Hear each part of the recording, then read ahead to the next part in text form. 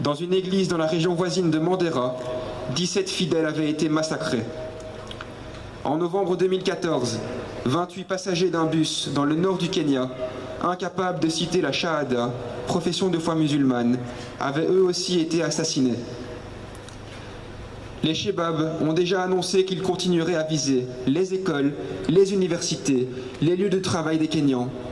Nous devons donc nous montrer plus que jamais solidaires de ces populations menacées, en n'oubliant pas que des situations similaires existent ailleurs en Afrique. Au Nigeria par exemple, où des centaines de lycéennes chrétiennes ont été enlevées, des églises visées par des attentats, des populations massacrées par un autre mouvement djihadiste, Boko Haram. Il est important aussi de rappeler que si les mouvements djihadistes assassinent délibérément des non-musulmans, leurs victimes les plus nombreuses en Syrie, en Irak et au Yémen sont des musulmans. Tous ceux qui leur résistent et qui refusent de se soumettre à leur idéologie fanatique sont menacés de mort. Le massacre des étudiants, dans le même lieu où ils étudient, c'est la génération montante et l'avenir du pays qui sont assassinés. C'est son savoir, ses connaissances scientifiques, sociales et humaines qui sont visées. C'est tout un symbole de rendre hommage à ces victimes de la barbarie, à côté du square J du Solbosch, où le rassemblement était initialement prévu. Ce square J rappelle que dans cette université, l'ULB, d'autres étudiants, d'autres professeurs et membres du personnel ont sacrifié leur vie pour ne pas laisser un autre fanatisme, européen lui, l'emporter sur la démocratie.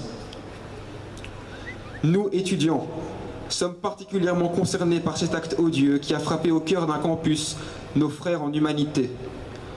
Nous ne pouvions imaginer rester spectateurs muets devant une telle barbarie.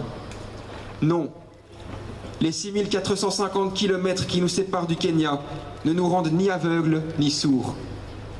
Non, le sang qui est répandu en Afrique n'est pas moins rouge que celui qui coule à Bruxelles, à Paris ou à Copenhague. Comme le disait l'écrivain et architecte suisse alémanique Max Frisch, pire que le bruit des bottes, le silence des pantoufles. Nous, les étudiants juifs de Belgique, l'Université libre de Bruxelles, le Centre d'action laïque, l'Union des anciens étudiants, Amnesty International Belgium, le Cercle Binabi de l'ULB, le Cercle des étudiants camerounais de l'ULB, ACK KSBL, le Cercle Polytechnique de l'ULB, le Cercle des étudiants turcs de l'ULB, la nouvelle association des étudiants en sociologie et anthropologie de Louvain, le Cercle du libre examen de l'ULB, le Bureau des étudiants d'architecture de l'ULB, la Fédération internationale des droits de l'homme, l'Association des étudiants sénégalais de Belgique, COMAC ULB, la Belgian News Diplomacy, le Cercle de médecine de l'ULB, le Bureau étudiant de la Faculté de médecine de l'ULB, le Bureau des étudiants de Polytechnique, Sant'Egidio, Théâtre de Poche, The Association of Kenyan Diaspora in Belgium and Luxembourg, le Cercle de journalisme et de communication de l'ULB, le Cercle des sciences de l'ULB, Écologie ULB, Afarensis ASBL, Change ASBL Belgium, le Cercle de philosophie et lettres de l'ULB, AGL Woluwe, le Cercle de droit de l'ULB, le Cercle des étudiants bio-ingénieurs de l'ULB,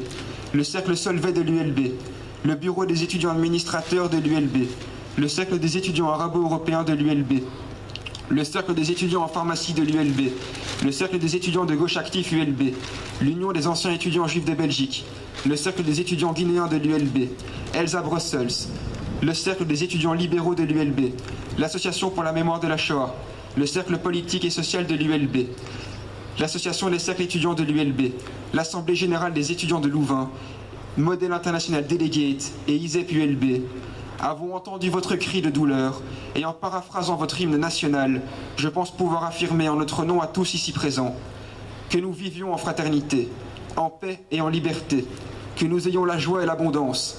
Réveillons-nous mes frères. Faisons tous un effort et jetons-nous avec force la liberté que tous nous chérissons. Soyons prêts à la défendre ensemble et bâtissons notre avenir commun sur le respect mutuel et la dignité. En tant que président de l'Union des étudiants juifs de Belgique, je remercie l'ULB, je remercie toutes les associations, tous les étudiants, tous les participants qui ont répondu à notre appel pour marquer leur solidarité avec les étudiants de Garissa. C'est en votre nom à tous que que je présente nos sincères condoléances aux familles des victimes et au peuple kényan.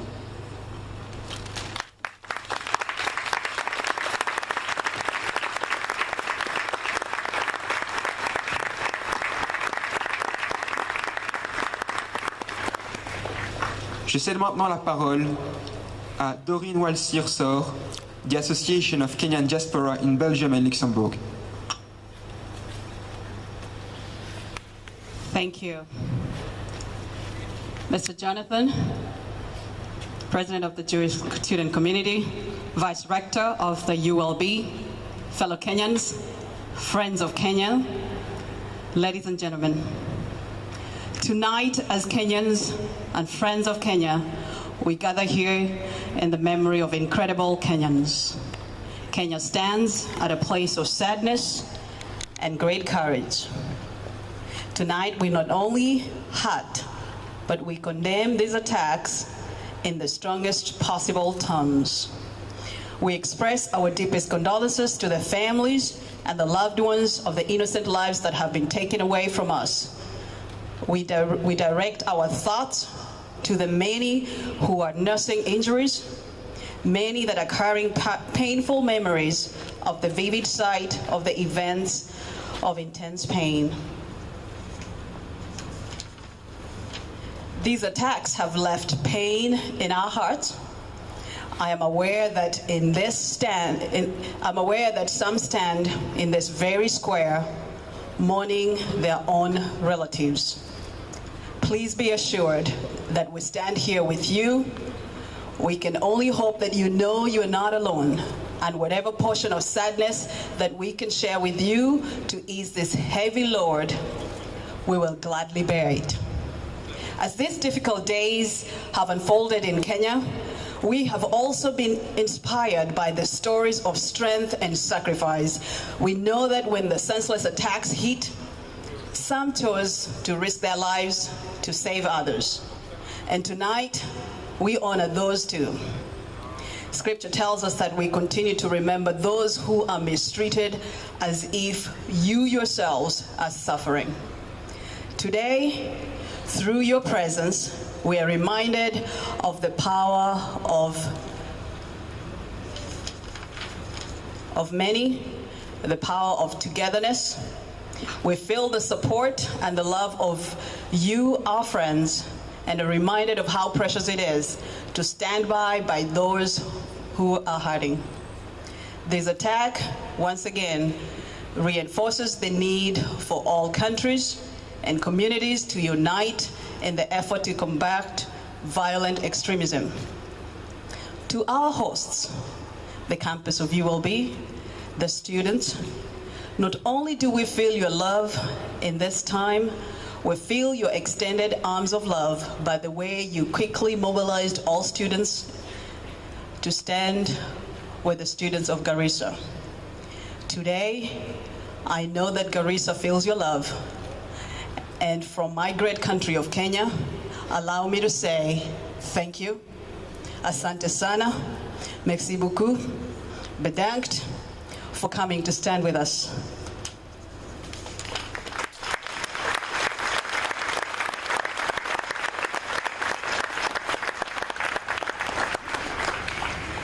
For those of us who remain, let us find strength to carry on and to make our country worthy of the memory of these incredible students.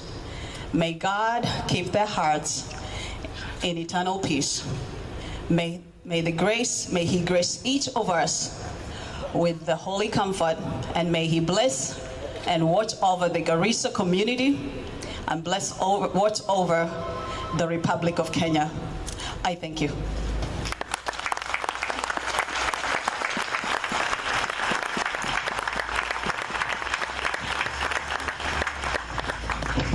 Jean-Michel De Waal, vice-recteur aux affaires étudiantes de l'Université libre de Bruxelles.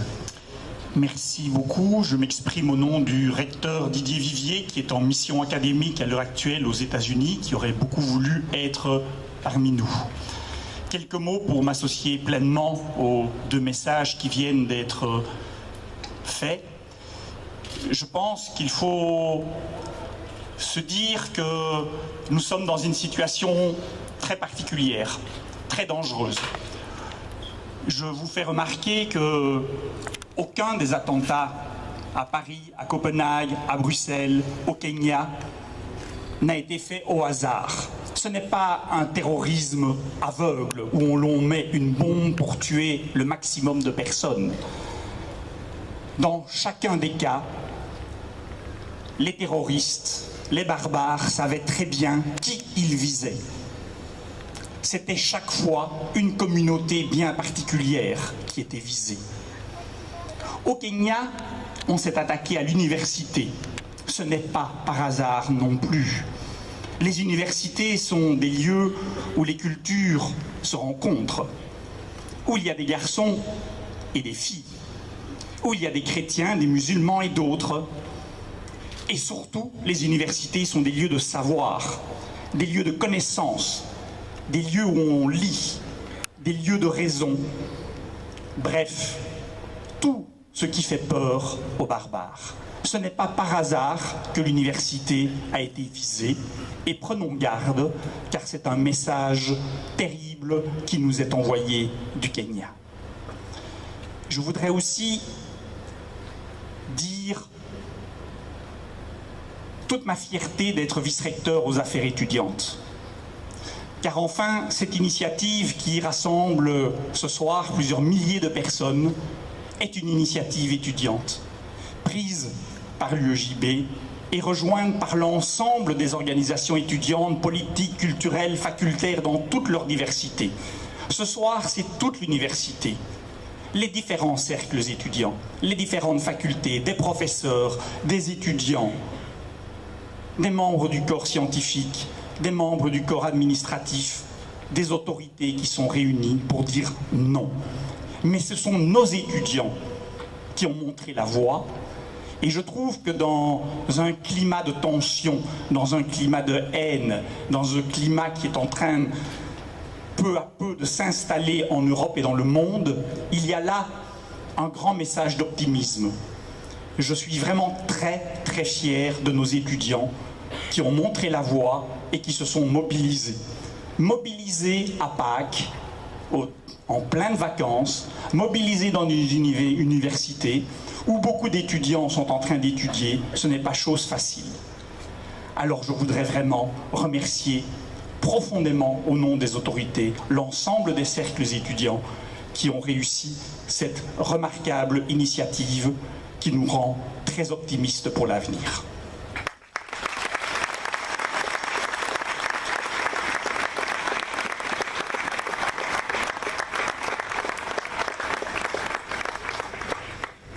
J'appelle maintenant Philippe Hensmans, représentant de Amnesty International Belgium.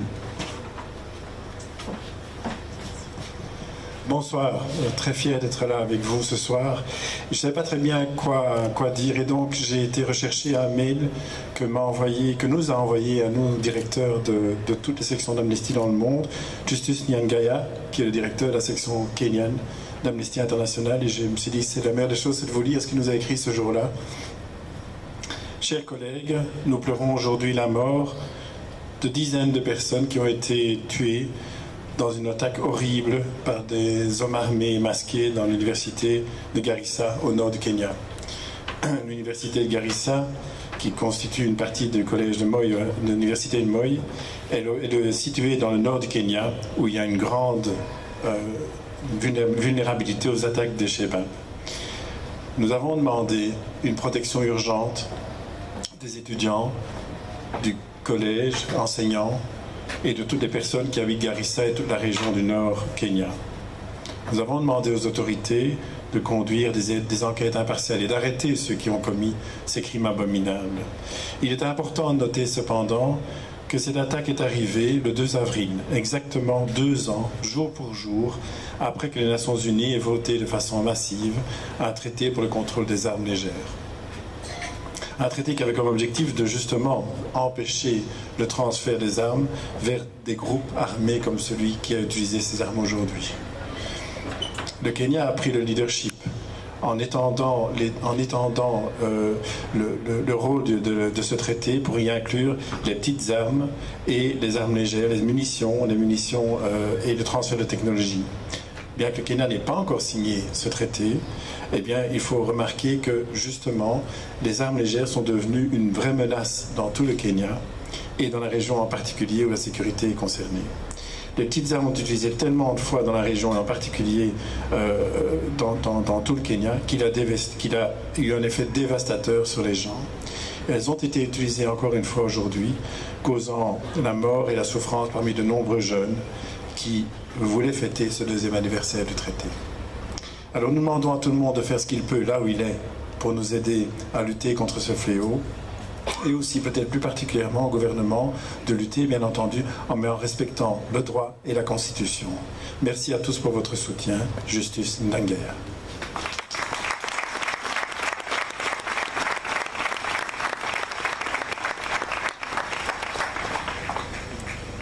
J'appelle maintenant Luc Debol, représentant de Santegidio.